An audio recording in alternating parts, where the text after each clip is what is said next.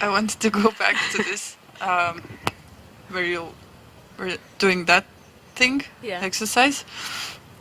I don't know what was there before, or it was something like who is pointing the finger, and this question is like who is seeing it and who is looking at it, and I felt like, oh fuck, it's so annoying, like. That's how I used to feel. Huh? I used to feel like that too. Yeah, this but one. Yeah, but I, like when I started asking this, who is doing it and who is seeing it, I'm like nobody is doing it, nobody is seeing it, and I feel the energy of asking this question and trying to get the answer is so annoying and heavy, and it's like, why do I have to do it, you know? Yeah. You need to write to Ramana. You need to put in a message, like a complaint. Ramana, why did you think up this bloody practice? It's pissing me off. I think it's him that it comes to. I don't think it was that they were that into it before in Advaita or the Vedas. I think like with Nisargadatta, I mean, I never did the Who Am I one. I wasn't into that. But I think it was because of all the Buddhist training. I was into, and I didn't really know it. I sort of by accidentally, I did it by accident. Like I never met Nisargadatta Maharaj, but he was the teacher of Ramesh, and Ramesh was the teacher of Roger. And Nisargadatta used to do the I am practice. I am, and I was into that one. But that's. I did it by accident, just like I am, out of excitement. That's what I'm thinking. Like when I was starting asking this question and trying to find the answer, I got to this point that I don't. It's kind of heavy and annoying, and I don't want to do it. I just want to stay, like with beingness. Yeah. So I was actually wondering if I'm ignorant, if I want to stay and like sleeping, or it's okay to just stay and not ask this question, like who is seeing it?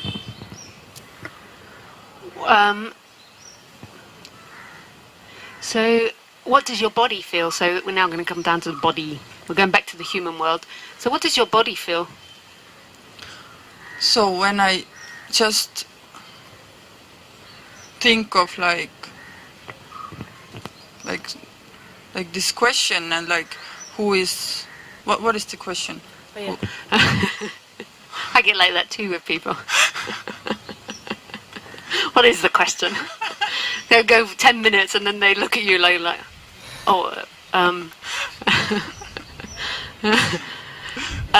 what was the question? The question was, how does your body feel when you think of doing it? So when you think of doing Who Am I, what does it feel like in your body? Like you say you feel pissed off. Like how does it make? No, like it's more like if I ask this question, like who sees this, my body? My answer is like nobody. Like there is no thing. And when I keep asking, then I get this annoying feeling like, why would I need to even ask this question? Okay.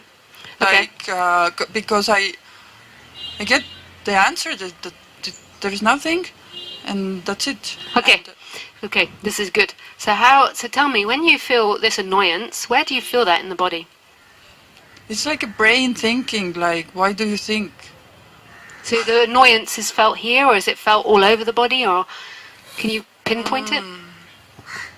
Sorry if you can't. Yeah, well, I can. I just have to go there.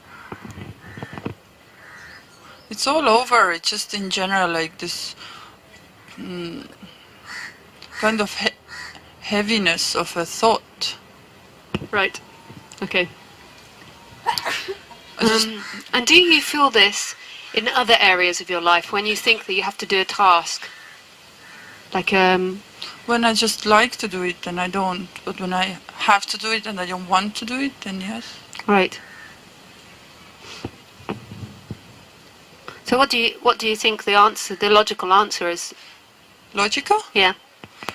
Well, it's like resistance to this doing that. Yes. I don't feel like doing it. Yes. So Ramesh Balsekar, he was a very intelligent man. He was the head of the Bank of India, I don't know if that means we should listen to him or not, but he used to say, in every given moment, do exactly what you feel like doing. What does that feel like to you? That's amazing. That's what I want to do. Why don't you do it then? Because you told me this, you were talking, and Yeah. then you were like, do it. Then I tried to do it. I was like, oh, it's annoying. She keeps talking, continue talking about it, asking more questions to ask this. And every time I was like, it's boring. Not boring, but heavy. Yeah.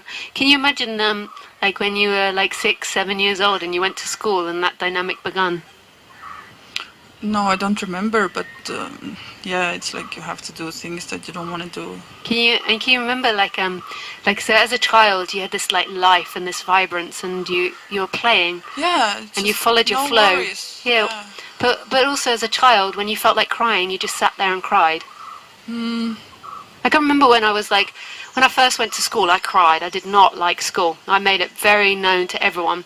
And then I remember being taught that I wasn't allowed to cry, the fact that I went to school. So I had to stop crying, and that's the beginning of it. So I went there and I felt this immense pain from having to go to school. And then I had to sit there and not cry and pretend not to cry. So if we look at the child cries when it feels sad, it screams when it feels angry. What do we do as adults? Yeah, we tell them to do something else, to calm down. Or We begin to live in a mental reality of ourselves, yeah. which is really good, the fact that we've got a mental reality. So when it's somebody's funeral, like we're at a funeral and we see there's all these people mourning, we can intellectually understand that it's not a good idea to go for a pee-pee on the coffin. So like a dog might not know that, so a dog, if it's at the funeral, it might suddenly be like psst, and then everyone would be upset. So we intellectually understand these things and we understand the rules of our society. And that's good that we understand these things, that we abide by laws. Even now I feel heavy listening to your words. Yeah, I get that sometimes with people. I just want to shut up everything. And just watch or be or, you know. Yeah. Oh. That told us. Yeah, I don't know. That's So- great that you just acknowledge that. So But you yeah, had the confidence to just say it and just to feel that. yeah, I still don't know if I'm being ignorant or I'm allowed to just You are. avoid doing these exercises and just stay. Yeah. You are. You've always been allowed to do what you want. It's like this is the great contradiction of this life. You can tell me to stop if I'm boring you. It's okay. No, you keep talking. So, I forgot. I don't think you're boring. No, if it's boring, I don't mind.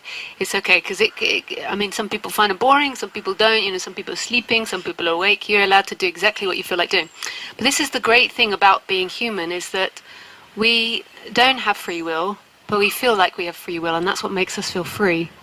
So if you feel like laying down now and falling asleep, you can. And it's a process of just going back to this natural way of being rather than a mental way of being. So it's you are allowed to be in resistance. Just recognize it all. And you're allowed to dislike this and be in resistance. Just recognize that that's happening. Just know it. Know thyself. And that's okay. That you don't want to do this and you feel pissed off about doing it and annoyed. It's okay to be annoyed. You know, it'd be much better for you to stand up and be really fucking pissed off than it would be to suppress yourself and sit and listen to me. Like, to really get up and be like, motherfucker, I fucking hate this. It's actually relaxing for everyone else as well. When everyone's their self, it's much more relaxing. But if I have a resistance to something, like for example doing this exercise, like a small, you know, annoyance, resistance, Yeah. does it mean that there is some ego in me not wanting to see something? Yeah. But that's, but it's like, what you have to come back to is, so it's like that metaphor of dancing the dance. You have to totally relax into the dance. What you're doing is that you've had many years of being taught to be someone, so you're living in being somebody. And what you're trying to be is you're trying to go on top of that and beat the ego and be this spiritual person that beats the ego and doesn't do it. But actually you've got to sink into it. So first of all, you've got to act out all your fucking pissed offness with God for doing all these things that you don't like. It's like sinking back into it. The way you find home is right here. But then comes to this movement towards pleasure and or pain. Like if I'm annoyed about something, then I choose to just sit and listen. I don't know, be. Yeah. You know. Yeah, you can just. It's like these two choices. Like either watch the annoyance or just walk away into something pleasurable. Yeah, the walking away and doing something pleasurable, I suspect, won't work if you're annoyed. I suspect the best thing for you right now would be to stand up in front of everyone and act out your annoyance, or to go off by yourself and act out your annoyance, like a child. Repressing it or stopping it will make your body feel uncomfortable. Like when I went to school, I wanted to cry and they stopped me. It then got stuck in my body. But I'm only annoyed when I put my attention there. Right now I'm not annoyed because I'm not doing this thing. No, you're not annoyed, but there's some part of you that's cutting off your natural flow. Yeah. Yeah. That's like cutting it off and making you sort of stay up in this more mental world. Yeah. But I can't talk you out of that. Yeah. Like you disappear in yourself. That's so kind of weird to say, but you disappear from being truly yourself on the human level. I disappear? Yeah, you disappear when you're yourself. Which I? The personal I? Yeah, the personal you. It's disappearing. When you're yourself. So like when you imagine dancing the dance, when you just become the music, like let the music dance you. When you just become totally that character. Yeah. You disappear, and then all there is life.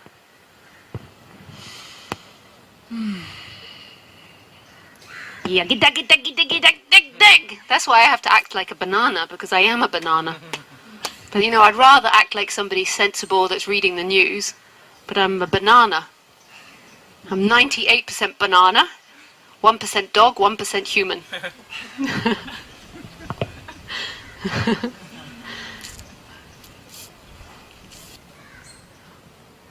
Woohoo!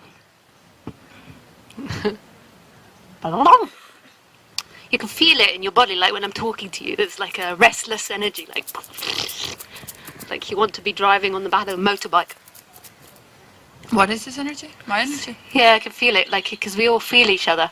Yeah. And so it feels like your energy is not totally going for yourself. You're not totally in cheerleader of yourself. So the effect that it has on me is like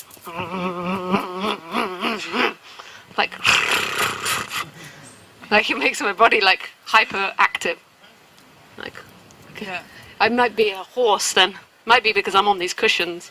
It's not a good one to do that to the camera. I'm going to get banned again. I got banned once because I wore too low a cut top, and the computer thought I was naked. And then I got banned. Just 3 days. Well, they discovered I wasn't naked. I'd had a little something on. Okay, thank you.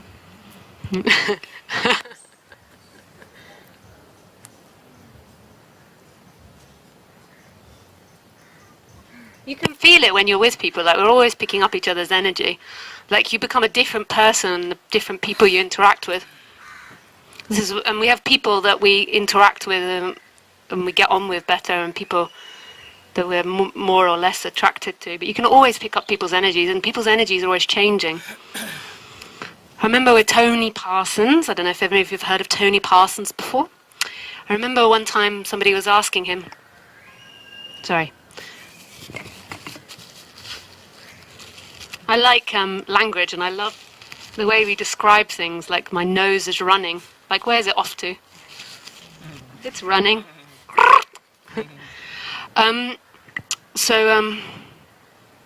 Yeah, Tony Parsons. So one time, someone said to him, so people always like to say, you know, do you still experience this? Do you still experience that? Are you like this? Are you like that? And that's a mind control thing. You want to know what to behave like. That's why you want to know what the teacher behaves like. You're like, do you still experience this? Or do you, it's like a relaxing, like, am I enlightened yet? So nobody gets enlightened, I can assure you. And so somebody said to Tony, do you still experience blame? Because Ramesh was into, there is no blame, there is no guilt. And Tony was like, and they said, so do you still experience blame?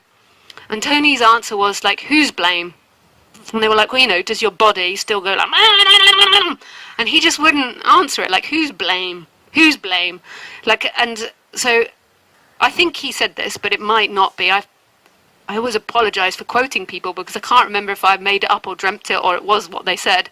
I think he said, like, you know, if I'm at the train station and there's somebody standing in front of me and they're, like, blaming, whose blame is it? Like, who's, like, so if you're standing at the train station and somebody's blaming the train conductor for the train being like, and being like, whose blame is it? It's like, if we're in a room full of angry people, you think the enlightened person won't take on the anger. So if we're in a room, we all sat downstairs, and there was 10 of us, and everybody, 9 people were angry, and there was one person that isn't angry. And everyone's like, that person that's not angry is so enlightened, motherfucking cunt, who do they think they are? And then they spend like 24 hours in that room together. Everyone likes to think that everyone would take on the one person that's not angry. But more than likely, it'll be 10 people that arrive out of that room angry. Like, go and try it with your friends. Like, go into a room with 9 angry people in a really good mood and see which one wins. Like, which energy wins? And whose anger is it? Like, so if the one that wasn't angry begins to get angry, the one that wasn't angry can begin to say, it's your anger. I'm not feeling anger, I'm picking up your angers. But then it's like, whose is it? Because they picked up somebody else's anger too. So where does it start? It's like the chicken and the egg. Whose anger is it? Whose? It's a good experiment. It's just that in the West we don't talk about these things, about picking up people's energy, because that's all like a trippy dippy stuff. My mum went to, she's not into this subject, and she went to a meditation and self-help group, and the lady said that she'd had 3 previous lives, and my mum liked the meditation, but she's like, I'm not into that mumbo jumbo. In the West we don't speak about these things of picking up other people's energy, but I assure you, if your partner is angry, you will begin to become angry if you spend enough time in their room. And then eventually you'll be like, you're angry and I've got your anger. And then you'll be angry with them, but you'll still be convinced it's their anger. And then you'll blame them, it's your anger. You've done this to me. I was happy before, I'm enlightened, and now you're making me angry.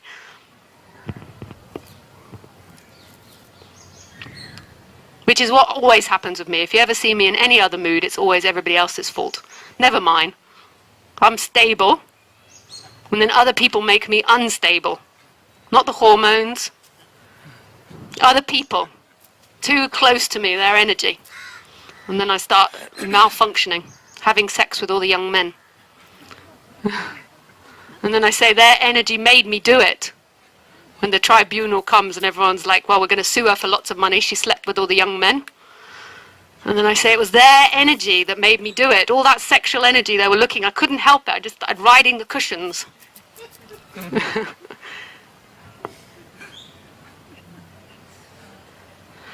Always somebody else's fault, never mine.